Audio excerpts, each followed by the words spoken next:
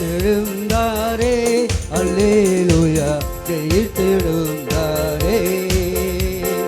உயிருடன் எழுந்த மீட்பரேசு சொந்தமானாரே.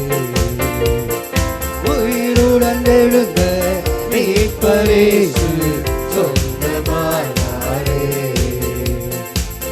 உயிர்த்தெழுந்தாரே, கல்லறை திறந்திடவே, கடும் சேவகர் நடுங்கிடவே, கல்லறை திறந்திடவே, கடும் சேவகர் பயந்திடவே, வல்லவரேசு உயிர்த்தெழுந்தாரே, வல்ல பிதாவின் செயல் இதுவே.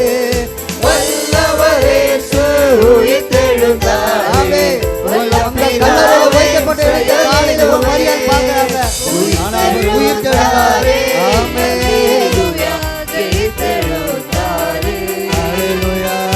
உயிருடன் எழுந்த மீட்பரேசு சொந்தமானாரே. உயிருடன் எழுந்த மீட்பரேசு சொந்தமானாரே. உயிர்த்தெழுந்தாரே, மரித்தவர் மத்தியிலே தேவனை தேடுவாரோ. மரித்தவர் மத்தியிலே தேவனை தேடுவாரோ. நீதியின் அதிபதி உயிர்த்தெழுந்தாரே, நித்திய நம்பிக்கை பெருகிடுதே. நீதியின் அதிபதி உயிர்த்தெழுந்தாரே, நித்திய நம்பிக்கை பெருகிடுதே. போன தேவன் உயிர்த்தெழுந்தாரே. ஆமென். அப்பா, நீங்க இன்றைக்கு ஜீவனுள்ள தேவனாய் எங்களோட இருக்கீங்க. உயிருடன் எழுந்த மீட்பரேசு சொந்தமானாரே. உயிருடன் எழுந்த மீட்பரேசு சொந்தமானாரே. உயிர்த்தெழுந்தாரே, எம்மாவு சீஷர்களில் எல்லா மன இருள் நீக்கினாரே. எம்மாவு சீஷர்களில் எல்லா மன இருள் நீக்கினாரே. எம்மன கலக்கங்கள் நீக்கினதாரே, எல்லையில்லா பரமானந்தமே. எம்மன கலக்கங்கள் நீக்கினதாரே, எல்லையில்லா பரமானந்தமே. ஒரு தெளிக்கல்லுமாய் மாற்றுவார். அல்லேலூயா ஜெயித்தெழுந்தாரே. உயிருடன் எழுந்த மீட்பரேசு சொந்தமானாரே. உயிருடன் எழுந்த மீட்பரேசு சொந்தமானாரே. உயிர்த்தெழுந்தாரே, மரண முன் கூரெங்கே, பாதாள முன் ஜெயமெங்கே. மரணம் கூரெங்கே, பாதாள முன் ஜெயமெங்கே. சாவையும் நோயையும் பேயையும் ஜெயித்தா, சபையோரே துதி சாத்திடுவோம். சாவையும் நோயையும் பேயையும் ஜெயித்தா, சபையோரே துதி சாத்திடுவோம். உயிர்த்தெழுந்தாரே, அல்லேலூயா ஜெயித்தெழுந்தாரே. உயிருடன் எழுந்த மீட்பரேசு சொந்தமானாரே. உயிருடன் எழுந்த மீட்பரேசு சொந்தமானாரே. உயிர்த்தெழுந்தாரே. அல்லேலூயா. ஒரு நல்ல விசேஷமான செய்தி வரும். செய்திக்காக நம்ம எல்லாரும் ஜெபிக்கலாமா? அன்புள்ள பிதாவே, இந்த ஈஸ்டர் நாளில் கர்த்தருடைய வார்த்தை எங்கள் மத்தியில் வெளிப்படுவதாக. பேசுகிறவர்கள் ஆண்டவரே மனுஷ சத்தம் அல்லப்பா, தேவ சத்தத்தை நாங்கள் கேட்கணும். பலப்படுத்தும், நிலைநிறுத்தும். ஒரு திருக்கரத்தில் ஒப்பு கொடுக்குறோம். பரிசுத்த ஆவியானவர் எங்களுக்கு நல்வார்த்தைகளை சொல்லி எங்களை பலப்படுத்தி அனுப்பும். இயேசுவின் நாமத்தில் ஜெபிக்கிறோம் பிதாவே, ஆமேன். அல்லேலூயா. இன்றைக்கு நம்மத்தில் பாசமாக வந்து ஒரு விசேஷத்தை செய்தி நாளில் கொடுப்பார்கள். நம்ம கரங்களை தட்டி உற்சாகப்படுத்தலாம்.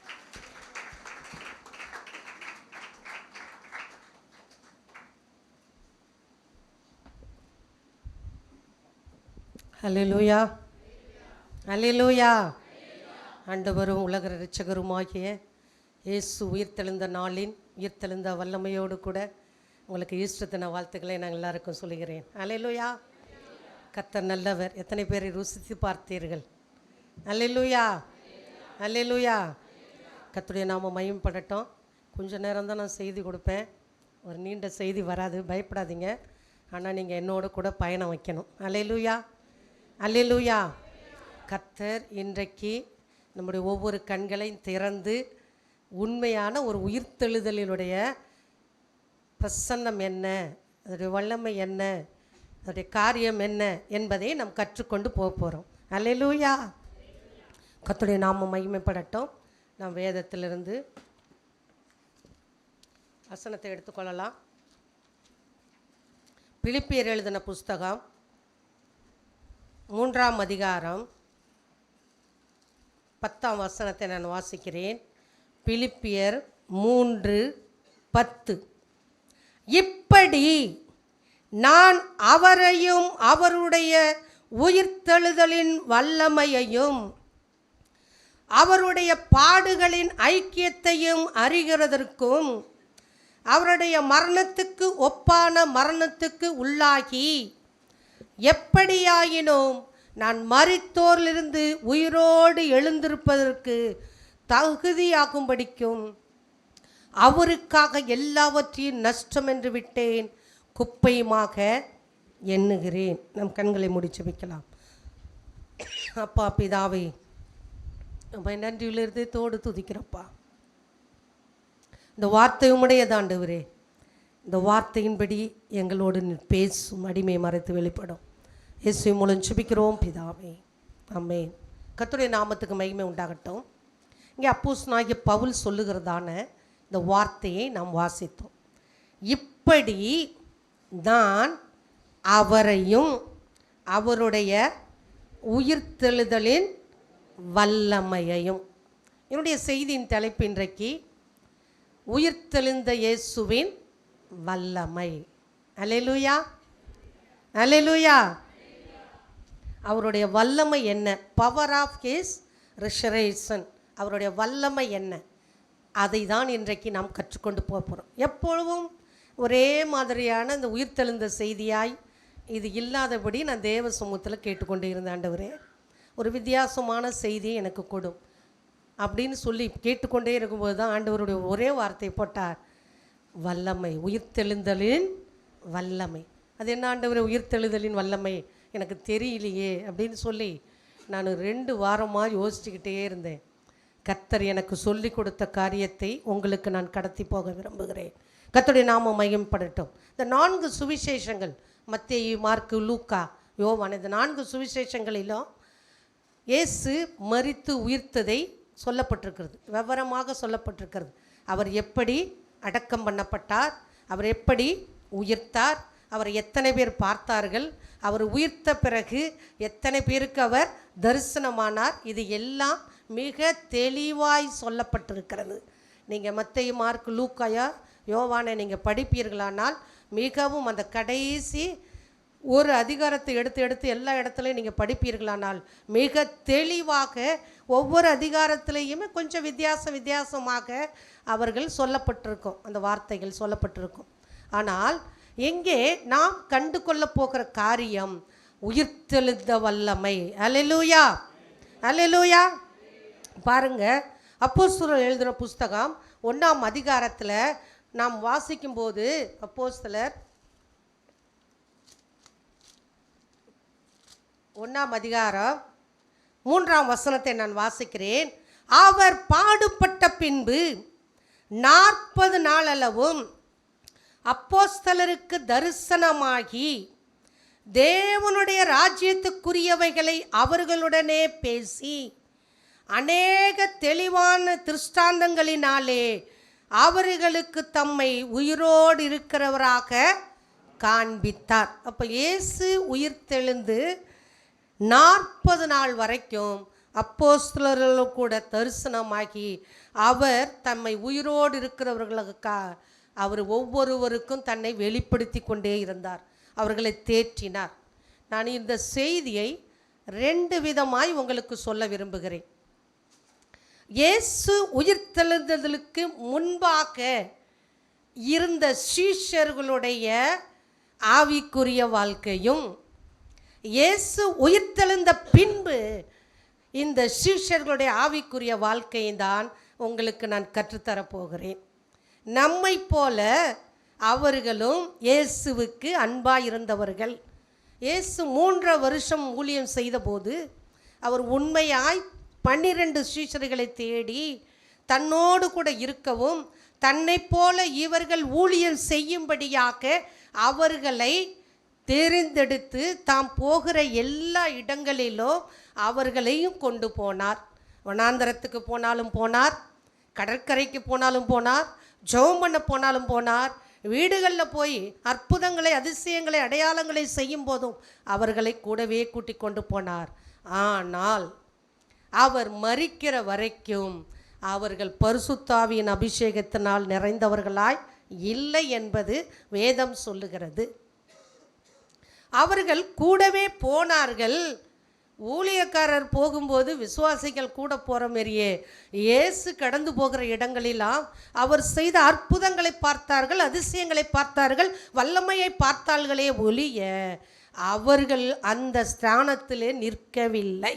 அல்லேலூயா. அப்போது இயேசு உயிர்த்தெழுவதற்கு முன்பாக வரைக்கும் அவருடைய ஆவிக்குரிய ஜீவியம் ஊசலாடிக்கொண்டே இருந்தது. நம்மை போல. அல்லேலூயா, அல்லேலூயா.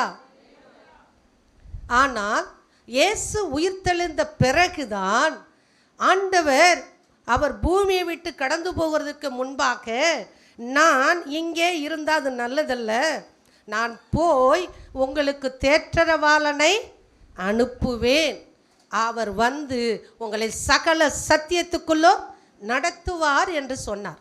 அப்போது பரிசுத்த ஆவியானவர் இந்த பூமிக்கு வரணும்னா இயேசு கிறிஸ்து உயிர்த்து பரலோகம் போகணும். அப்படி அவர் போன பிறகுதான் ஒரே ஒரு இடத்துல மட்டும்தான், இந்த யோவான் 20:22 மட்டும்தான் பாருங்க. யோவான் 20:22 இயேசு 21 வாசிக்கிறார். அவர்கள் மறுபடியும் அவர்களை நோக்கி, இயேசு மறுபடியும் அவர்களை நோக்கி, உங்களுக்கு சமாதானம் உண்டாவதாக, பிதா என்னை அனுப்பினது போல நானும் உங்களை அனுப்புகிறேன் என்று சொல்லி அவர்கள் மேல் ஊதி பரிசுத்த ஆவியை பெற்றுக்கொள்ளுங்கள் என்று சொல்லி இந்த ஒரு சுவிசேஷத்தில் தான் சொல்லப்பட்டிருக்கிறது. ஆனால் அவர்கள் அந்த பரிசுத்த ஆவியை பெற்றுக்கொண்டார்களால் என்றால் அதுதான் தெரியல. ஏன்னா அதுக்கு பிறகு அந்த 21ஆம் அதிகாரத்தை நாம் வாசிக்கும்போது பேதுருவும் அவனோடு கூட ஒரு சில சீஷர்களும் எங்கே போனார்கள்? மீன் பிடிக்க போகிறேன் என்று சொல்லி பின்மாற்றமான வாழ்க்கைக்கு கடந்து. இயேசு மரித்தார், அவர் உயிர்த்துட்டார், அவர் பரலோகம் போயிட்டார், இனி நமக்கு எதுவுமே இல்லை இந்த பூமியில் அப்படின்னு சொல்லி தாம் விட்டு வந்த தொழிலுக்காக திரும்பவும் கடந்து போனவர்கள் தான் யார்? இந்த சீஷர்கள். அந்த 21ஆம் அதிகாரத்தில் 2ஆம் வசனத்தை வாசித்தா அங்கே 7 பேர் வருவாங்க. அந்த 7 பேரில் முதன்மையானவர், தலைமையானவர் அப்போஸ்தலனாகிய பேதுரு. அப்போது பரிசுத்த ஆவியை பெற்றுக்கொள்ளுங்கள் என்று சொன்ன போதும் அவர்கள் அதை அனுபவித்தார்களா என்று தெரியவில்லை.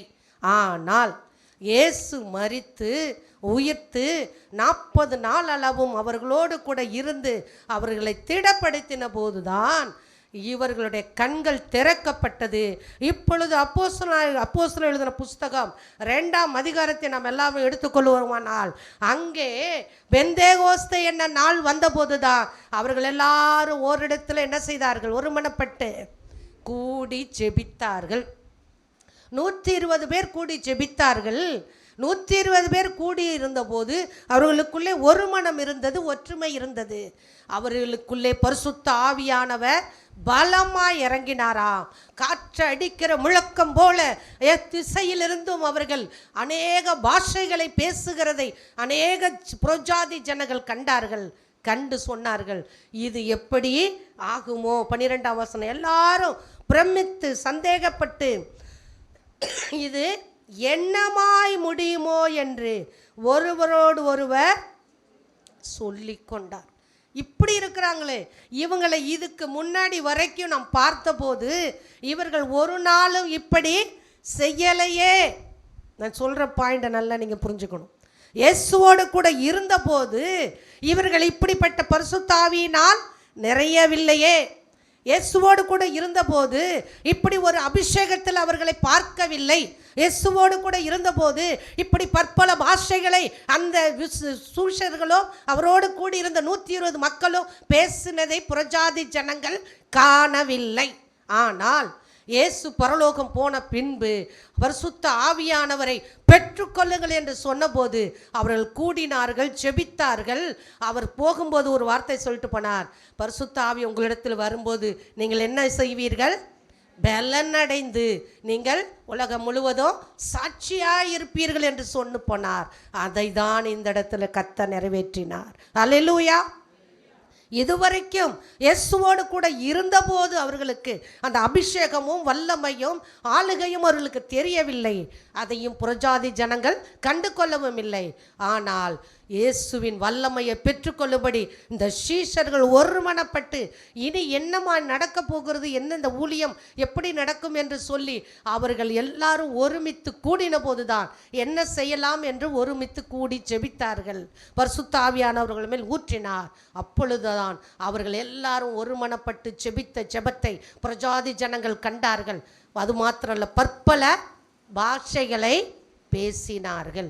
முதலாவதாக இந்த சீஷர்களுக்கு ஆண்டவர் கொடுத்தவர் இந்த வல்லமை என்னன்னா பரிசுத்த ஆவியின் வல்லமை. அல்லேலூயா. நாம் இத்தனை வருஷமாக இயேசுவோடு கூட பழகியிருக்கிறோம், இயேசுவோடு கூட பேசியிருக்கிறோம், இயேசுவின் வாழ்க்கையில் நம் பந்தியில் பங்கெடுத்திருக்கிறோம்.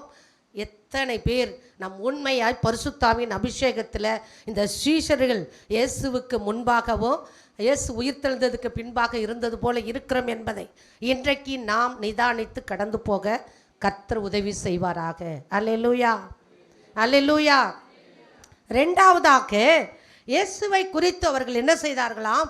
பலமாய் சாட்சி கொடுத்தார்கள். ஏங்க 2ஆம் அதிகாரத்தில் 32ஆம் வசனத்தை வாசிக்கும் போது, இந்த இயேசுவை தேவன் எழுப்பினார், நாங்கள் எல்லாரும் சாட்சிகளாய் இருக்கிறோம்னு சொல்கிறாங்க. பாருங்க, இந்த மத்தேயு புஸ்தகத்தில் கடைசி அதிகாரத்தில் எழுதுறதை பார்த்தோம்னா, இயேசு உயிர்த்தெழவில்லை என்று சட்டத்தை போட்டு திட்டத்தை போட்டு அந்த நாட்டு அரசாங்கம் என்ன செய்தது? இதை களவாய் திருடி கொண்டு போய்விட்டார்கள் என்று சொல்லி நாங்கள் சொல்ல வைப்போம், நாங்கள் உங்களுக்கு லஞ்சமும் கொடுக்குறோம், அதனால் நீங்கள் என்ன செய்யுங்க, சீஷர்கள் தான் திருடிட்டு போயிட்டாங்கன்னு சொல்லுங்க அப்படின்னு ஒரு துர்ச்செய்தியை பரம்ப செய்தார்கள். அவர்கள் எவ்வளோ தூரம் சட்டத்தை போட்டு காவலை போட்டு அவர்கள் அடக்கி இந்த செய்தியை அமர்த்தி போட வேண்டும் என்று விரும்பினாலும் இந்த சீஷர்கள் இப்பொழுது பலமாய் எழும்பி கிரியை செய்கிறதை பார்த்து இந்த சீஷர்கள் ஒரு நாள் பயந்து கொண்டு ஆண்டவர் இயேசுவை சிலுவையில் அடிக்கிற வரைக்கும் பயந்து ஒளிந்து மறிந்தளித்து கொண்டிருந்தவர்கள் தான் இப்போ என்ன சொல்கிறார்கள்? ஆண்டவர் உயிர்த்தெழுந்தார், அதற்கு நாங்கள் எல்லாரும் சாட்சிகள் என்று சொல்லுகிற அளவுக்கு அவர்களுக்கு கர்த்தர் அந்த தைரியத்தை கொடுத்திருக்கிறார். ஒருவேளை இயேசுவுக்கு வந்த நிலைமை நமக்கும் வரலாம், ஆனாலும் நாங்கள் இதற்கு சாட்சிகள். எங்கள் கண்கள் கண்டது 40 நாள் அளவும் இயேசு எங்களோடு கூட உலாவி கொண்டிருந்தார், எங்களோடு பேசி கொண்டிருந்தார், எங்களுக்கு தேவையான ஆலோசனைகளை சொல்லி கொண்டிருந்தார். இனி நான் இந்த காரியத்தை குறித்து ஒரு நாளும் நான் என்ன செய்ய மாட்டேன், சாட்சி சொல்லாமல் இருக்க மாட்டேன் என்று சொல்லி அவர்கள் சாட்சிகளாய் நின்றார்கள் என்று வேதம் சொல்லுகிறது. இயேசுவுக்காய் சாட்சியாய் நிற்க வேண்டும் என்று விரும்பினால் போதும் கர்த்தர் நம்மை எடுத்து பயன்படுத்துவார். அல்லேலூயா. 2வது பாயிண்ட் சொன்னேன். 3வது, இந்த சீஷர்கள் வாழ்க்கையில் ஒரு வித்தியாசமான மறுமலர்ச்சி உண்டானது. என்ன மறுமலர்ச்சி உண்டானது என்று சொல்லி இந்த 2ஆம் அதிகாரத்திலே நம்ம வாசிக்கும் போது பார்க்கலாம்.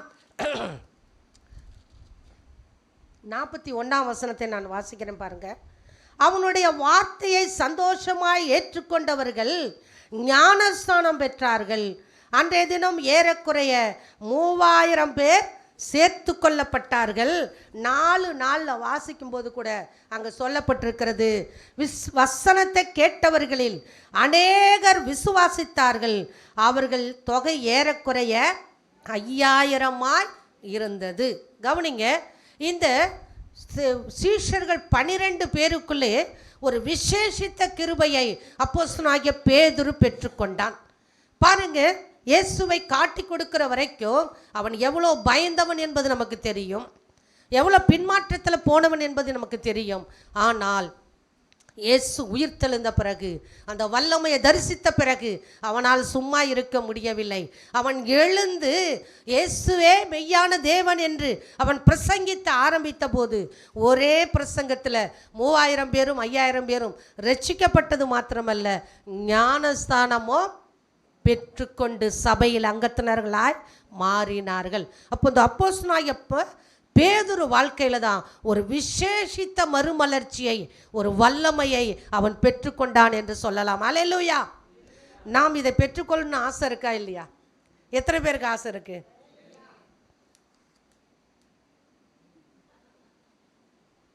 அல்லேலூயா, அல்லேலூயா. நீங்கள் அப்படியே உட்காந்து இருந்துட்டு போனால் உங்களை கடைசியில் விடவே மாட்டேன். நான் நேரத்துக்கு முடிக்கணும்னு பார்க்குறேன். நீங்கள் முடிக்க மாட்டேன்னீங்கன்னா நான் நின்றுக்கிட்டே இருப்பேங்க. அல்லேலூயா, அல்லேலூயா, அல்லேலூயா. கர்த்தருடைய நாமம் மகிமைப்படட்டும். பாருங்கள், இந்த அப்போஸ்தலனாகிய பேதுரு எப்படி பிரசங்கம் பண்ணியிருப்பார் நான் யோசித்து பார்க்குறேன். இவ்வளோ பிரசங்கம் நடக்குது, நமக்கு ஒரு அல்லேலூயா சொல்கிறதுக்கு முடியல. ஒரு பிரசங்கத்தை கேட்ட மாத்திரத்தில் 3000 பேர் ஞானஸ்தானத்துக்கு ஒப்பு கொடுத்தானா, அது உண்மையிலே ஒரு மாற்றம் அவன் உள்ளத்தில் இருந்திருக்குமா இல்லையா? ஞானஸ்தானம் சும்மா யாருக்கும் கொடுக்க மாட்டாங்க. எல்லாரையும் கூப்பிட்டுலாம் ஞானஸ்தானம் கொடுக்க முடியாது. அவன் பிரசங்கத்தை கேட்ட மாத்திரத்தில் 3000 பேரும் 5000 பேரும் தன் வாழ்க்கையை இதுவரைக்கும் அந்த இயேசு பூமியில் வாழ்ந்தபோது அவரிடத்தில் போய் அவர்கள் ஒப்பு கொடுக்கவில்லை. அவர் மரித்து உயிர்த்தெழுந்த பிறகு இந்த பேதுரு பேசுகிற வார்த்தையை கேட்டபோது அவன் உள்ளத்தில் ஒரு மறுமலர்ச்சி உண்டானது. அநேக மக்கள் இயேசுவுக்கு தன் வாழ்க்கையை ஒப்பு கொடுத்தார்கள். அப்போது இயேசுவின் வல்லமை அநேகரை ஞானஸ்தானத்துக்குள் கொண்டு வந்தது. அல்லேலூயா. நான் 3வது பாயிண்ட் சொல்லியிருக்கிறேன். அடுத்தது 4ஆம் அதிகாரத்திலே 13ஆம் வசனத்தை நான் வாசிக்கிறேன். பேதுரும் யோவானும் பேசுகிற தைரியத்தை அவர்கள் கண்டு அவர்கள் அறியாதவர்கள் என்றும் பேதமை உள்ளவர்கள் என்றும் அறிந்தபடியினால் ஆச்சரியப்பட்டு அவர்கள் இயேசுவுடனே கூட இருந்தவர்கள் என்றோ அறிந்து கொண்டார்கள். இந்த 3ஆம் அதிகாரத்தில் முதல் வசனத்திலேருந்து வாசிக்கும் போது பார்த்தால், இந்த அப்போஸ்தலனாகிய பேதுரும் யோவானும் ஜெபாலயத்தில் புறப்பட்டு போகும்போது அங்கே யார் இருந்தது? பிச்சை கேட்கும்படி ஒரு மனுஷன் அந்த இடத்துல வந்து அவனால் என்ன செய்ய முடியாது, எழுந்து நடக்க முடியாதபடி மாற்றுத்திறனாளியாக இருந்தான். அப்படிப்பட்ட மனிதனை இதுவரைக்கும் அந்த வாசலில் எத்தனையோ முறை இந்த பேதுரு போயிருப்பார், இந்த யோவான் போயிருப்பார், அநேகர் போயிருப்பாங்க. ஆனால் இன்றைக்கு கர்த்தருடைய வல்லமையை பெற்றுக்கொண்ட பிறகு போகிற இந்த அப்போஸ்தலர்கள் 2 பேருக்குள்ளேயும் ஒரு விசேஷித்த வல்லமை இறங்கினது. அவர்கள் அவனை பார்த்து எங்களை நோக்கி பார் என்றார். எங்களை நோக்கி பார் என்றார்கள். அவர்களை நோக்கி பார்த்த அவனுடைய கால்கள் கரடுகள் பலன் கொண்டு அவன் எழுந்தான், நடந்தான், குதித்தான், தேவாலயத்துக்கு ஓடினான், அநேகருக்கு சாட்சியாய் நின்றான். அல்லேலூயா. அப்படிப்பட்ட ஒரு வல்லமையான கிரியைகளை பார்த்தபோது அங்கே சுற்றி இருந்த மக்களெல்லாம் இவங்களுக்கு படிப்பறிவே இல்லையே, இவங்க பேதமை உள்ளவர்கள். பேதமை உள்ளவர்கள்னா இக்னரண்ட் பீப்புள். அவங்களுக்கு எதுவும் சொன்னாலும் சரியாக விளங்கிக்க முடியாது. சொல்லுவோம்ல, நம்ம சொன்னால் அந்த பாயிண்ட் அவங்களால என்ன செய்ய முடியாது, புரிஞ்சிக்கவே முடியாது. அப்போ படிப்பறி இல்லாத பேதையாட்டம் இருந்த அந்த மக்கள் 2 பேரும் கர்த்தருடைய வல்லமையை பெற்றுக்கொண்ட பிறகு இப்போ எப்படி சொல்கிறாங்க, அவர்கள் தைரியமாய் சொல்லுகிறார்கள். இப்போ தைரியம் எப்படி வரும், பரிசுத்த ஆவியின் அபிஷேகத்தை பெற்றுக்கொண்டால் வரும். இந்த இடத்துல வந்து நிற்கிறதுக்கு நிறைய பேர் பயப்படுறீங்க. அச்சோச்சோ வேணாம், அதனால தான் உங்களை அங்கேயே நிற்க வச்சிட்டோம். இங்கே வர்றதுக்கு தான் ரொம்ப பயப்படுறீங்கன்னு அங்கேயே நிற்க வச்சோம். அப்போ கூட என்ன செய்கிறீங்க, எடுத்துகிட்டு வந்த பாயிண்ட்டை பேசாமே ஓடி போயிடுறீங்க. என்னென்ன எழுதிட்டு வந்தீங்களோ அதையாவது வாசிக்காமே ஓடி போயிடுறீங்க எல்லாரும். உங்களை இப்படி தான் ட்ரெயினிங் பண்ணணுன்னு நினைக்கிறேன். அடுத்த தடவையிலேருந்து ஒவ்வொருத்தர் தலையிலையும் விழப்போகுது. ஏன்னா இங்கே நிற்கிறது எவ்வளோ கஷ்டம்னு அப்போ தான் நீங்கள் என்ன செய்வீங்க, உணர்வீங்க. 2வது பைபிளையும் வாசிப்பீங்க. ஏதோ ஒன்றெல்லாம் சொல்லிட்டு போகக்கூடாது. இங்கே வர்றதுக்கு ஜெபம் பண்ணோம். நான் 2 வாரமாக ஒரு செய்திக்கு ஜெபம் பண்ணேன்னு. அப்போ நீங்களும் என்ன செய்யணும், ஜெபம் பண்ணணும். ஜெபம் பண்ணி கர்த்தர் கொடுக்குற வார்த்தையை மட்டும்தான் கொண்டு வந்து சபையில் சொல்லணும். அலப்புகிற மூடனான வார்த்தைகள் இங்கே வரக்கூடாது. கர்த்தருடைய நாமம் மகிமைப்படட்டும். அதனால் நமக்கு கர்த்தர் கொடுக்குற காரியம் என்னென்னா, பரிசுத்த ஆவியின் அபிஷேகம் உனக்குள்ளே இருந்தா, கர்த்தருடைய அபிஷேகத்தின் வல்லமை உனக்குள்ளே இருந்தா நீ தைரியமாய் பேசுவா. உனக்கு படிப்பறிவு தேவையில்லை, நீ பேதன்னு உனக்கு சொன்னாலும் பரவாயில்ல, இதுக்கு ஒன்றுமே தெரியாதுன்னு சொன்னாலும் பரவாயில்ல. வல்லமை உனக்குள்ளே இருந்தா, அபிஷேகம் உனக்குள்ளே இருந்தா, ஆவியானவர் உனக்குள்ளே இருந்தா நீ தைரியம். உலகத்தில் பேசுகிறதல்ல பேச்சு, அந்த தைரியம் அல்ல. ஆவியானவர் கொடுக்கிற தைரியம் இருந்தா கர்த்தருக்காக எதையும் எலும்பி செய்ய முடியும். அதுதான் கர்த்தர் உயிர்த்தெழுந்த வல்லமை. அல்லேலூயா, அல்லேலூயா. அப்போது இந்த அப்போஸ்தலனாகிய பேதுருக்கும் யோவானுக்கும் அப்படிப்பட்ட பயங்கரமான வல்லமையை தேவன் கொடுத்தார்.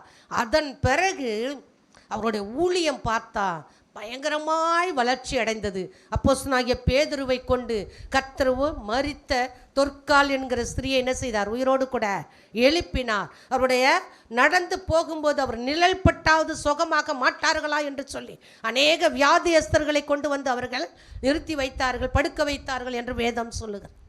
அருமையான தேவஜனமே, ஒரு மனுஷன் பரிசுத்தாவின் அபிஷேகத்தை பெற்றுக்கொள்வானானால் அவன் குடும்பம் அபிஷேகத்தில் நிரம்பியிருப்பானால், அந்த குடும்பம் முழுவதும் கர்த்தருடைய காரியங்களில் முன்னெடுத்து செல்வார்களானால், இந்த ஆலயத்தில் வரும்போது பரிசுத்தாவியை பெற்றுக்கொள்ளுங்கள் என்று சொல்ல வேண்டியதில்லை, பரிசுத்தாவிக்காக ஜெபம் பண்ணுங்கள் என்று சொல்ல தேவையில்லை. பரிசுத்த ஆவியானவர் உங்களோடு கூட இருப்பார்களானால் ஒருவரும் வாயை வச்சுட்டு சும்மா இருக்க மாட்டோம். அல்லேலூயா, அல்லேலூயா. கர்த்தருடைய அபிஷேகம் உன்னை நெருக்க நெருக்க, கர்த்தருடைய ஆவியானவர் உன்னிலிருந்து பேச பேச அபிஷேகத்தின் வல்லமை உன்னை சும்மா இருக்க விடாது. ஆவியினாலே நிரம்பி ஆராதனை செய்ய ஆரம்பித்து விடுவோம். அல்லேலூயா. நமக்கு ட்ரம்மு வேண்டாம், கீபோர்டு வேண்டாம், கிட்டார் வேண்டாம், எதுவும் வேண்டாம். அபிஷேகம் உனக்குள்ளே இருந்தா, பரிசுத்த ஆவியானவர் உனக்குள்ளே இருக்கிறதை அந்த வல்லமையை நீ எழுப்புவாயனால் உன்னோடு கூட இருந்து பெரிய காரியத்தை கர்த்தர் செய்ய முடியும்.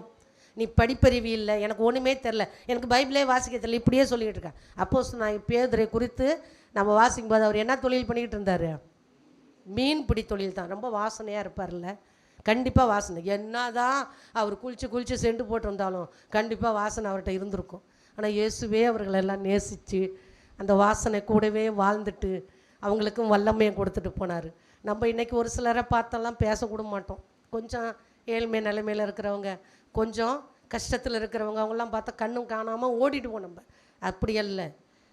கிறிஸ்துவின் அன்பு உங்களுக்குள்ளே இருக்குமானால் எல்லாரையும் நேசிக்கிற இருதயம் நமக்கு தானாக வரும். அல்லேலூயா, அல்லேலூயா. அப்போ இந்த அப்போஸ்தலர்களுக்குள்ளே ஒரு விசேஷித்த வல்லமை வந்தது. அது மாத்திரமல்ல, அந்த 6ஆம் அதிகாரத்தை எடுத்துக்கொள்ளலாம். அப்போஸ்தலர் 6ஆம் அதிகாரம் 7ஆம் 8ஆம் வசனத்தை நான் வாசிக்கிறேன். அவர்களை அப்போஸ்தலருக்கு முன்பாக நிறுத்தினார்கள். அவர்கள் ஜெபம் பண்ணி அவர்கள் மேல் கைகளை வைத்தார்கள். தேவ வசனம் விருத்தியடைந்தது. சீஷருடைய தொகை எருசலேமில் மிகவும் பெருகிற்று. ஆசாரியர்களில் அநேகரும் விசுவாசத்துக்கு கீழ்ப்படிந்தார்கள். ஸ்தேவான் விசுவாசத்தினாலும் வல்லமையினாலும் நிறைந்தவனாய் ஜனங்களுக்குள்ளே பெரிய அற்புதங்களையும் அடையாளங்களையும் செய்தான். அப்போஸ்தலனாகிய பேதுரு, யோவானை குறித்து சொன்னேன். அடுத்து ஸ்தேவான். இந்த ஸ்தேவான் விசுவாசத்தினாலும் வல்லமையினாலும் நிறைந்தவனாயிருந்தான். இந்த சேவானுடைய வாழ்க்கை கொஞ்சம் ஷார்ட்டு தான் இருக்குது. ஷார்ட் பீரியடு தான் அவருடைய வாழ்க்கையை குறித்து வேதம் நமக்கு சொல்லுகிறது. ஆனால் அந்த ஷார்ட் பீரியடில் அவர் எப்படி இருந்தாராம்? விசுவாசத்தினாலும் வல்லமையினாலும் நிறைந்திருந்ததுனால அவர் என்ன செய்தார்? அற்புதங்களையும் அடையாளங்களையும் செய்தார். அது என்னென்ன அற்புதம், என்னென்ன அடையாளம் என்று நம்முடைய வேதத்தில் தெளிவாய் சொல்லப்படவில்லை. ஆனாலும் நிச்சயமாய் அந்த ஸ்தேவானை கொண்டு கர்த்தர் பெரிய வல்லமையான கிரியைகளை செய்திருப்பார் என்று நாம் விசுவாசிக்க வேண்டும். ஏனென்றால் வேதம் நமக்கு அப்படியே சொல்லப்பட்டிருக்கிறது. அப்போ ஸ்தேவான் அற்புதங்களினாலும் அடையாளங்களினாலும் ஜனங்களுக்குள்ளே பிரசித்தமான காரியங்களை செய்து கொண்டிருந்ததுனால எல்லாருக்கும், வெளியில் இருக்கிற அந்த ஆசாரியர்களுக்கு, வெளியில் இருக்கக்கூடிய ராஜாக்களுக்கு, வெளியில் இருக்கக்கூடிய புற மதஸ்தர்களுக்கு எல்லாருக்கும் இந்த இயேசுவை குறித்து இவன் இவ்வளோ அற்புதங்களை அடையாளங்களை சொல்லி ஜனங்களை தன்வசப்படுத்துகிறானே என்று சொல்லி அவன் மேல் பொறாமை கொண்டு அவனை என்ன செய்தார்கள்? கல்லெறிந்து கொன்றார்கள். அல்லேலூயா! ஒரு பெரிய மாற்றங்க. அந்த வசனத்தை வாசிக்கும்போது இந்த ஜபா கூட அன்றைக்கி பேச வந்தான். அதை என்ன கரெக்டாக அவன் சொல்லி முடிக்கல அன்றைக்கி. இந்த பாருங்கள், 7ஆம் அதிகாரத்தில் 58ஆம் வசனத்திலேருந்து நான் வாசிக்கிறேன். அவனை நகரத்துக்கு புறம்பே தள்ளி அவனை கல்லெறிந்தார்கள். சாட்சிக்காரர் தங்கள் வஸ்திரங்களை கழற்றி சவுல் எண்ணப்பட்ட ஒரு வாலிபனுடைய பாதத்தின் அருகே வைத்தார்கள். அப்பொழுது கர்த்தராகிய இயேசுவே, என் ஆவியை ஏற்றுக்கொள்ளும் என்று ஸ்தேவான் தொழுது கொள்ளுகையில் அவனை கல்லெறிந்தார்கள். அவனோ முழங்கால் படியிட்டு, ஆண்டவரே, இவர்கள் மேல் இந்த பாதகத்தை சுமத்தாதிரும் என்று மிகுந்த சத்தமிட்டு சொன்னான். இப்படி சொல்லி நித்திரை அடைந்தான். இது ரொம்ப நல்ல வார்த்தை பாருங்க. நித்திரை அடைந்தான். நித்திரைன்னா என்னது? தூங்குறது. நான் தூங்க போகிறேங்க அப்படின்னு சொல்லிட்டு எல்லாருக்கும் குட் நைட் சொல்லிட்டு போகிறேன் இல்லையா? தூங்க போகிறேன். தூங்கினவன் காலையில் என்ன செய்வான்? கண்டிப்பாக ஏந்திரிப்பான். ஆனால் நித்திரை அடைந்தான் என்று இங்கே ஸ்தேவானை குறித்து சொல்லப்பட்டிருக்குது. அவன் நித்திரை அடைந்தது ஒரு தடவை, நித்திரை அடைந்தது தான். அவன் திரும்ப என்ன செய்யலை? எழுந்திருக்கவில்லை. ஆனாலும் அவன் பிதாவை நோக்கி அவன் என்ன செய்கிறான்? முழங்கால் படியிட்டு. எப்படிங்க ஜெபம் பண்ணியிருப்பான்? எல்லாரும் கல்லடிக்கிறாங்க. நாலா பக்கத்திலிருந்து அவன் மேலே கல் விழுகிறது. கல்லால் அடித்து கொல்லப்படும் போது அவன் என்ன பண்ணியிருக்கிறான்? முழங்கால் படியிட்டு இவர்கள் மேல் இந்த பாதகத்தை சுமத்தாரம். பிதாவே, இவர்களுக்கு மன்னியும் என்று இயேசு சொன்ன வார்த்தையை போலவே இந்த ஸ்தேவானும் தன்னுடைய வாழ்க்கையை ஆண்டவரிடத்தில் ஒப்பு கொடுக்கும்போது, தன்னுடைய முடிவு காலத்தை ஆண்டவரிடத்தில் ஒப்பு கொடுக்கும்போது, இந்த பாதகத்தை இவர்கள் மேல் சுமத்தாது மிரும் என்று சொல்லி முழங்கால் படியிட்டு செபித்து நித்திரை அடைந்தான் என்று வேதம் சொல்லுகிறது. இந்த வல்லமை எங்கிருந்து வந்தது? இந்த வல்லமை எங்கிருந்து வந்தது? ஆண்டவர் இயேசு உயிர்த்தெழுந்த அந்த வல்லமையை இவன் பெற்றுக்கொண்டதுனால தான் இப்படிப்பட்ட காரியம் வந்தது. நமக்கு ஒரு சின்ன காரியம் என்பதே நாம் ரொம்ப துவண்டு போயிடுறோம், ரொம்ப சோர்ந்து போயிடுறோம், தளர்ந்து போயிடுறோம். ஒரு சின்ன தலைவலி வந்தாலும் ஆலயத்துக்கு வரதை அசட்டை பண்ணுறோம். நல்லா வேலைக்கு போவோம், 6 நாள் நல்ல வேலைக்கு போவோம். சண்டே ஆராதனைங்கும் போது எனக்கு கொஞ்சம் உடம்பு வலிக்கிற மாதிரி இருக்குது, எனக்கு கொஞ்சம் டயர்டாக இருக்குது. கர்த்தருடைய நாமத்தை அசட்டை பண்ண, கர்த்தருடைய ஆலயத்தை அசட்டை பண்ண. நீ அன்றைக்கி படுத்து எழுந்திரிச்சு அடுத்த நாள் வேலைக்கு போகணும்னு நினைப்பேன். வேலைக்கு போக முடியாத அளவுக்கு திரும்ப அதிகமாக என்ன செஞ்சிடும்? விலகினா தாக்கும். எது எக்கெடு கட்டாலும் நான் ஆலயத்தை தேடி ஓடிடுவேன்னு ஓடி வருங்க. நீங்கள் அப்போ தான் வல்லமையை பெற்று கடந்து போக முடியும். அல்லேலூயா, அல்லேலூயா. இப்போது இந்த ஸ்தேவானுக்குள்ளே ஒரு விசேஷித்த அபிஷேகத்தின் வல்லமை இருந்ததுனால தான் அவன் என்ன செய்தான்? அற்புதங்களையும் அடையாளங்களையும் செய்தான். மரிக்கும் தருவாயிலும் தன்னுடைய ஜனங்கள் மேலே இந்த பாவம் வேளாம் என்று சொல்லி ஆண்டவரிடத்தில் அவன் என்ன செய்தான்? விண்ணப்பித்தவனாய் அவன் கடந்து போனான். அவனை கல்லெறிந்தார்கள். கல்லெறிய உடம்புலேருந்து என்ன வரும்? ரத்தம் சொட்டிக்கிட்டே வந்திருக்கும். இப்போ எவ்வளோ தூரம் வேதனை அனுபவித்தான். ஆனாலும் ஆண்டவரிடத்தில் அவன் நித்திரை அடையும் போது அவன் சொல்லுகிறான், இந்த பாவத்தை அவர்களுக்கு சுமத்தாதிருன்னு. அன்பு செலுத்தினவனாய் தன்னை எதிர்த்து நின்று நம்மேல் பாவத்தை சுமத்தி குற்றப்படுத்தி நம்மளை காயப்படுத்தி விட்டார்களே என்று சொல்லாதபடிக்கு அவன் அவர்களுக்காக ஜெபித்து அவன் மரித்தான் என்று வேதம் சொல்லுகிறது. இப்போ பரிசுத்த ஆவியின் அபிஷேகத்தின் வல்லமை ஒரு மனிதனை மன்னிக்கவும் செய்யும், அதை அதிலிருந்து விடுதலையாக்கவோ முடியும். அல்லேலூயா. அப்போ அப்படிப்பட்ட வல்லமையை பெற்றுக்கொண்ட இந்த சீஷர்கள் ஒவ்வொரு வாழ்க்கையை நினைத்து பார்க்கும்போது இந்த 12 சீஷர்களும் அவர்கள் அப்போஸ்தலனாகிய யோவானை தவிர 11 சீஷர்களும் இரத்த சாட்சியாய் மரித்திருக்கிறார்கள். ஒரே ஒரு சீஷன் தான் யோவான். அவன் தான் பத்மதீவில் கொண்டு போய் அவனையும் எண்ணெய் சட்டியில் போட்டாங்களாம். அதில் கூட அவன் உயிர் பிழைச்சானான். அதன் பிறகு தான் அவனுக்கு இந்த வெளிப்படுத்தின விசேஷத்தை கர்த்தர் சொல்லி கொடுத்து, வரும் காரியங்களை அவனுக்கு சொல்லி கொடுத்து, பரலோக மகிமை அவனுக்கு சொல்லி கொடுத்து இந்த வெளிப்படுத்தின விசேஷத்தை அவன் எழுதினான் என்று வேதத்தில் அநேக ஆராய்ச்சியாளர்கள் சொல்லுகிறார். அருமையான தேவ ஜனமே, இந்த வல்லமை இந்த 11 சீஷர்களுக்குள்ளே புறப்பட்டதுனால தான் அவர்கள் என்ன செய்தார்கள்? இரத்த சாட்சியாய் மரித்தார். ஒரு சீஷன் நம்ம தேசம் இந்தியாவை நோக்கி ஓடி வந்தான். யாரு? தோமா. அவர் எப்படிப்பட்டவர்? அவருடைய குவாலிட்டி, நம்பர் 1 குவாலிட்டி என்னது? சந்தேகம், அவிசுவாசம். அதனால தான் இந்தியாவில் எல்லா சபைகளும் இன்ன வரைக்கும் சந்தேகத்தோடும் அவிசுவாசத்தோடும் ஊசலாடி கொண்டிருக்கிறது. அப்படியா? அப்படியா? அவர் ஒரு முறை தான் அவர் என்ன செஞ்சார்? அவிசுவாசப்பட்டார். அவரை கையையும் எல்லாவில் இருக்க காயத்தையும் பாருன்னு சொன்னோன்னே அலறி அடித்து ஓடி வந்தவர் தான் என்ன வந்தார்? இந்திய தேசத்துக்குள்ளே வந்து இரத்த சாட்சியாய் மரித்தார். அவருடைய கல்லறையை இன்றைக்கும் நாம் போய் பார்க்கும்படியாக சென்னையிலே இருக்கப்பட்டுருது. அல்லேலூயா. எல்லோரும் போய் பார்த்துருக்குறீங்களா? அவர் அடக்கம் பண்ண இடத்த, சென்ட் தாமஸ் மவுண்ட். எல்லோரும் போயிருப்போம். ஒரு தடவை நம்ம சர்ச்சிலேருந்து கூட நான் கூட்டிகிட்டு போன மாதிரி இருக்குது. கொஞ்சம் பேர் போனோம். சரி, கர்த்தர் நல்லவர். அவர் ஏறணும், படி ஏறணும். நல்லா முட்டி வலி இல்லாதவங்களாம் போய் ஏறி பார்த்துட்டு வாங்க. கர்த்தர் உங்களை ஆசீர்வதிப்பார். இந்த 11 சீஷர்களும் இயேசுவோடு கூட இருந்தவர்களில் ஒருத்தன் நம்ம தேசத்துக்கு வந்து அந்த தேசத்தில் ஒரு எழுப்புதலை உண்டாக்குனதுனால தான் இன்றைக்கும் கிறிஸ்தவம் இந்தியாவில் வாழ்ந்து கொண்டிருக்கிறது. அல்லேலூயா. இந்த சவுத்து பகுதி, இந்த கன்னியாகுமரி, நாகர்கோயில், கேரளா, இந்த பகுதியிலலாம் பார்த்தீங்கன்னா இந்த தோமாவுடைய ஆலயங்கள்லாம் அங்கே இருக்குதான். அதனால் ரொம்ப வைராக்கியமாக இருப்பாங்க அந்த மக்கள். ஏனென்றால் கிறிஸ்துவுக்காக ஒரு பக்தன் இந்த இடத்துல வந்து சீஷனாக இருந்து இந்த ஊழியத்தை ஸ்தாபித்து மரித்தாரே என்று சொல்லி அவனை ரொம்பவும் வைராக்கியம் உள்ள மக்களாக இந்த கிறிஸ்தவ மக்கள் அந்த பகுதியிலலாம் இருப்பார். நாமளும் அப்படி தான் இருக்கணும். அல்லேலூயா. இந்த ஸ்தேவானன் நம்ம கண்ணு முன்னாடி ஒரு இயேசுவோடு கூட வாழ்ந்த சீஷன் என்பதை நம்ம விசுவாசிக்கும் போது நமக்குள்ளே ஆவியானவர் நிச்சயமாக என்ன செய்யணும்? இன்னும் அனல் மூட்டி நம்மளை எழுப்பணும். இயேசுவை நீங்கள் பார்க்கலை, இயேசுவோடு கூட வாழ்ந்த சீஷர்கள் ஒருவரையும் பார்க்கவில்லை. ஆனால் இயேசுவோடு கூட சேர்ந்து ஊழியத்தில் உடன்போட்டு இருந்த ஒரு சீஷன் நம்ம இந்திய தேசத்தில், அதுவும் நாம் வாழ்கிற இந்த சென்னை பட்டணத்தில் மரித்து அடக்கம் பண்ணப்பட்டிருக்கானா? நிச்சயமாய் நாம் இன்னும் விசுவாசத்தில் உறுதியாய் ஆண்டவரை என்ன செய்யணும்? பற்றி கொள்ள வேண்டியது அவசியமாக இருக்கிறது.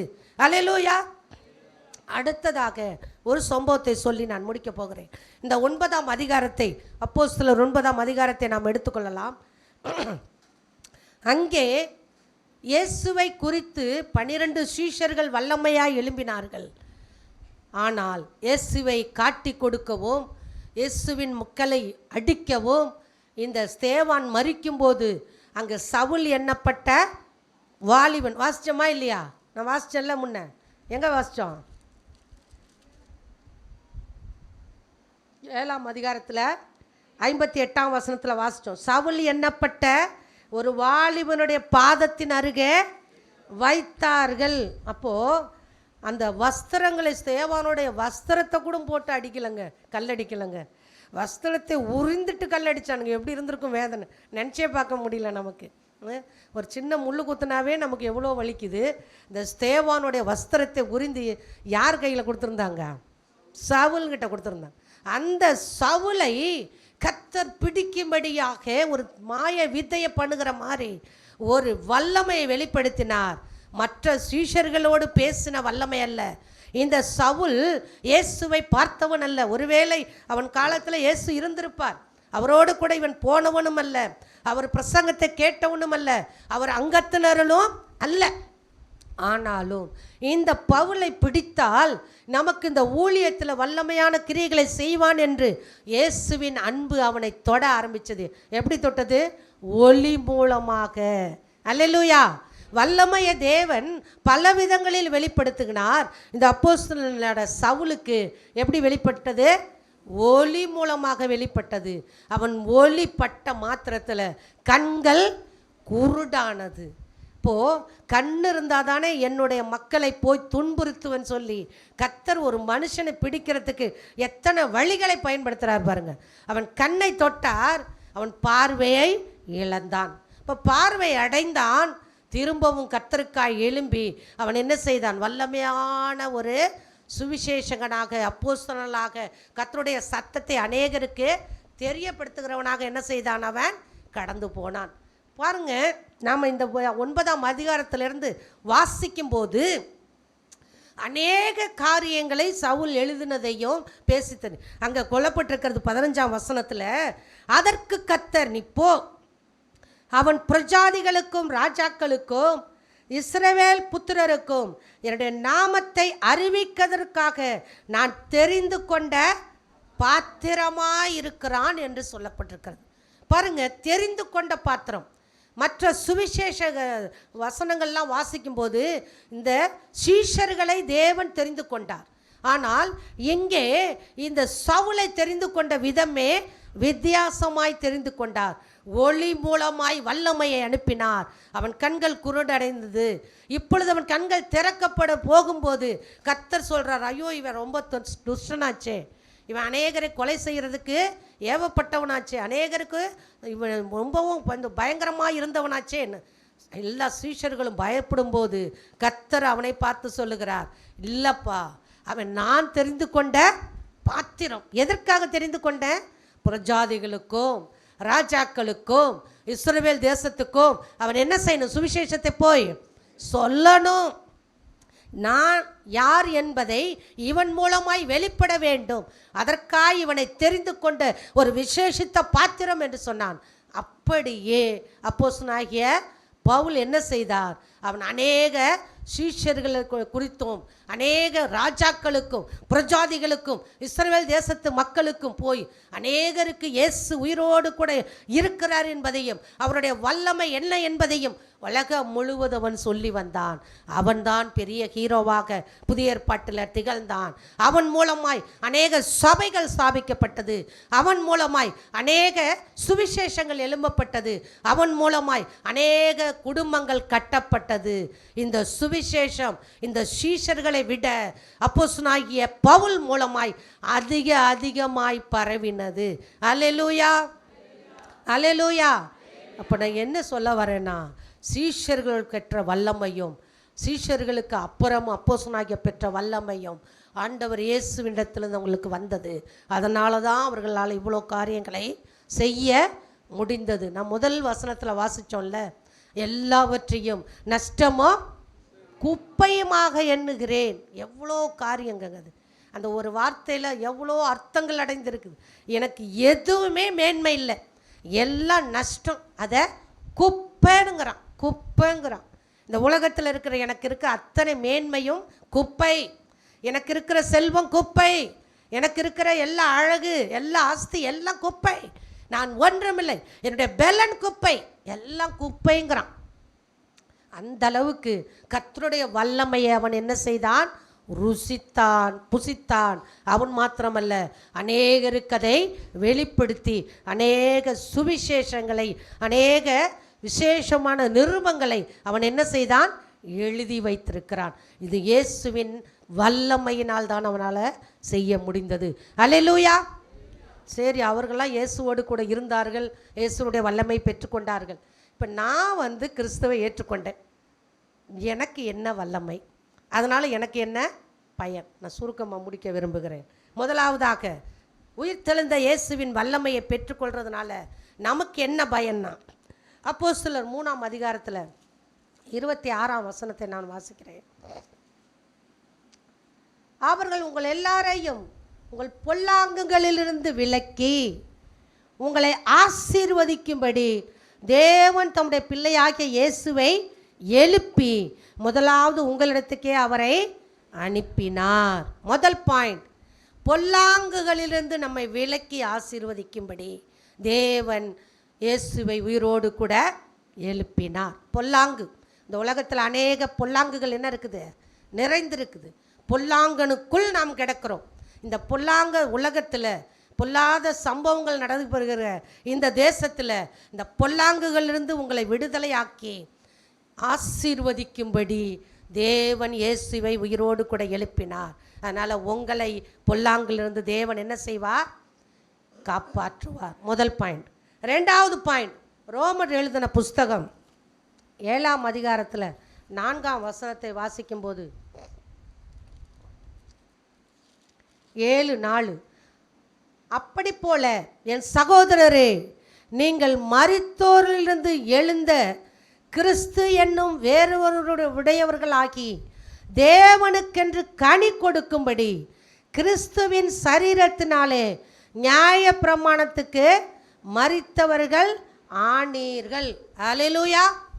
தேவனுக்கென்று ரெண்டாவது கனி கொடுக்கும்படி, தேவனுக்கென்று கனி கொடுக்கும்படினா நமக்கு ஏற்கனவே ஆவியின் கனிகள் 9 வேதத்தில் என்ன செய்யுது, சொல்லப்பட்டிருக்கா?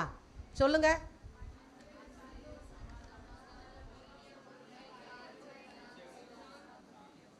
இல்லையே, இடையில 2 போயிடுச்சே.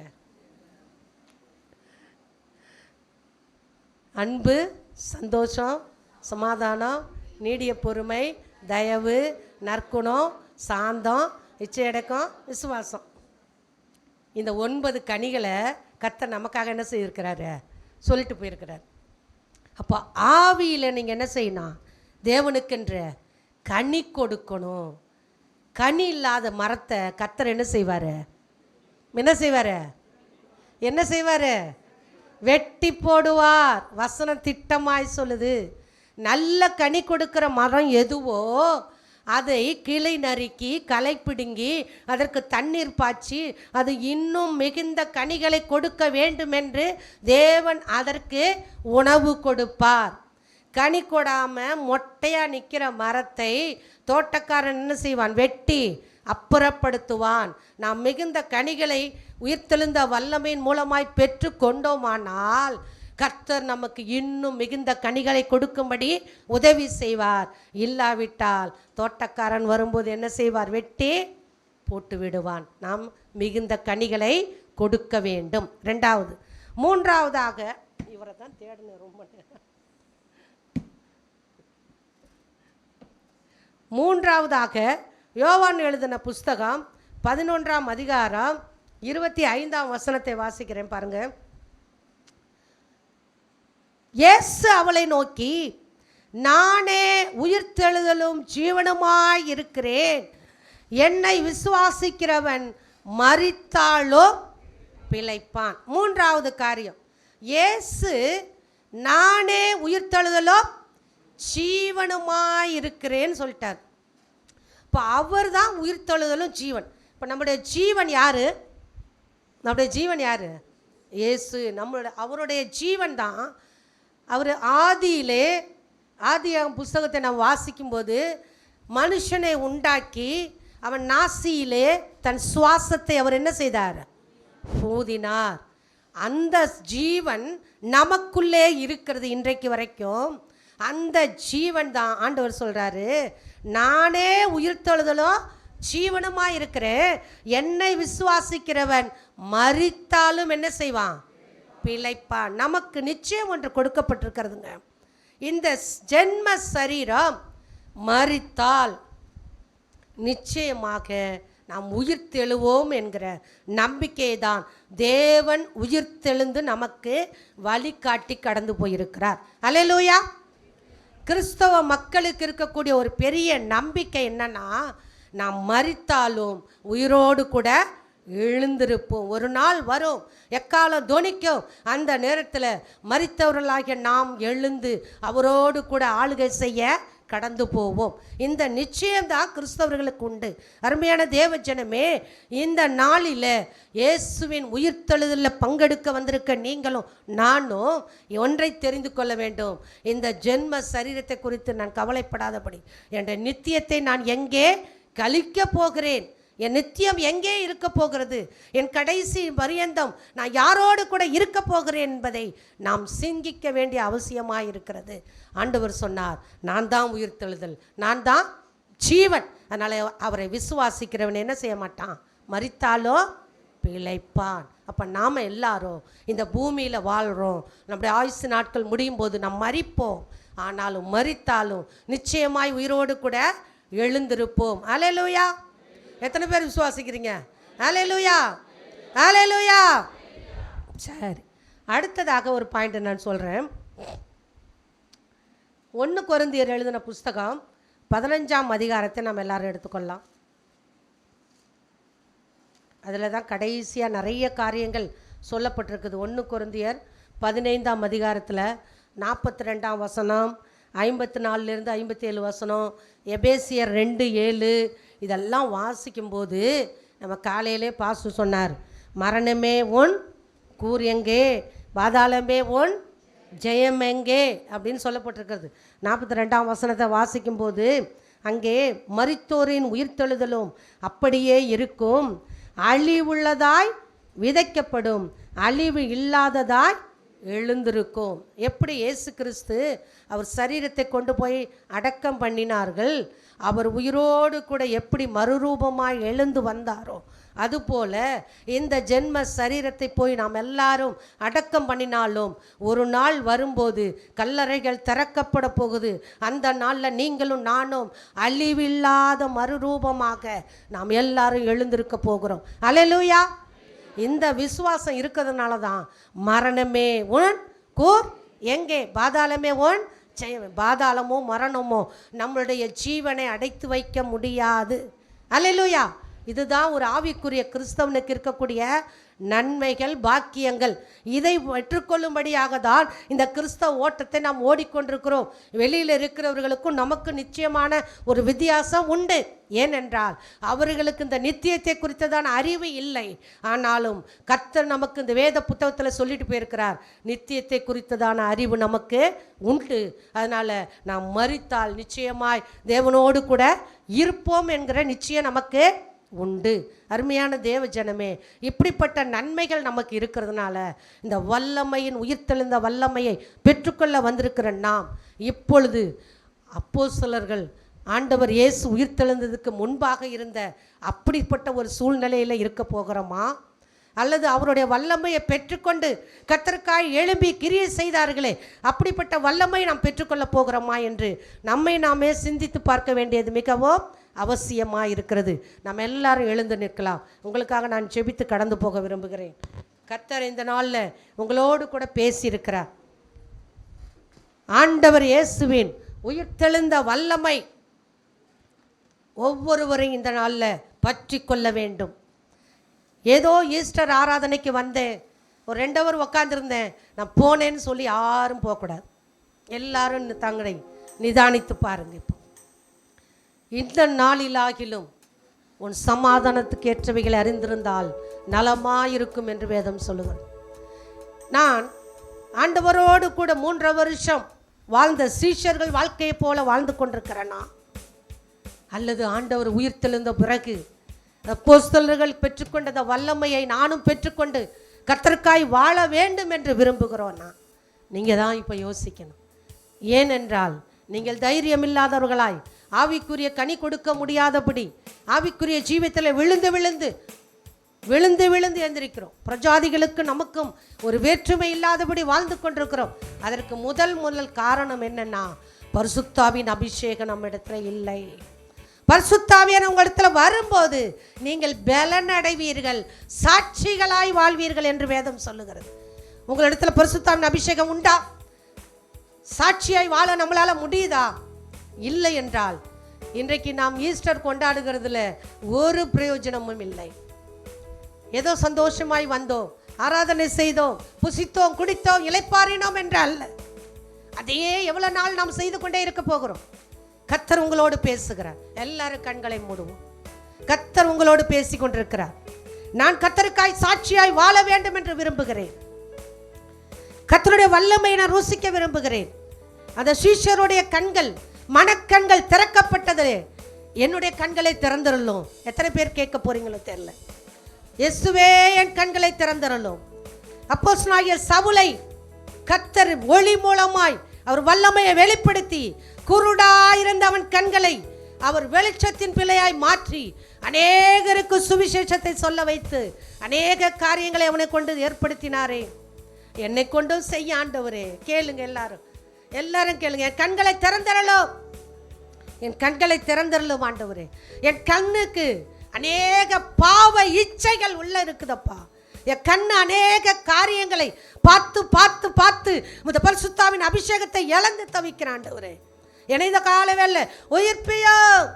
அக்கிரமங்களினாலும் பாவங்களினாலும் மரித்தவர்களாயிருந்த உங்களை உயிர்ப்பித்தார் என்று வேதம் சொல்லுகிறது.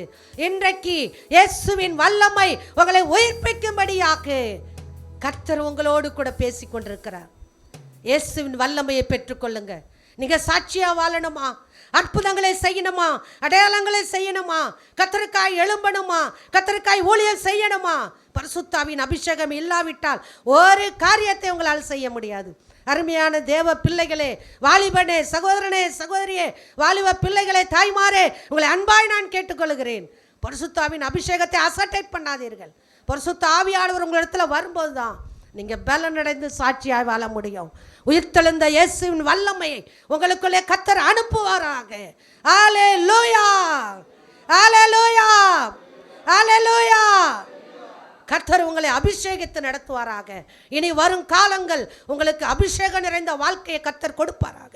இயேசுவின் நாமத்தினால உங்களை வாழ்த்தி ஆசீர்வதிக்கிறேன். ஆமேன்.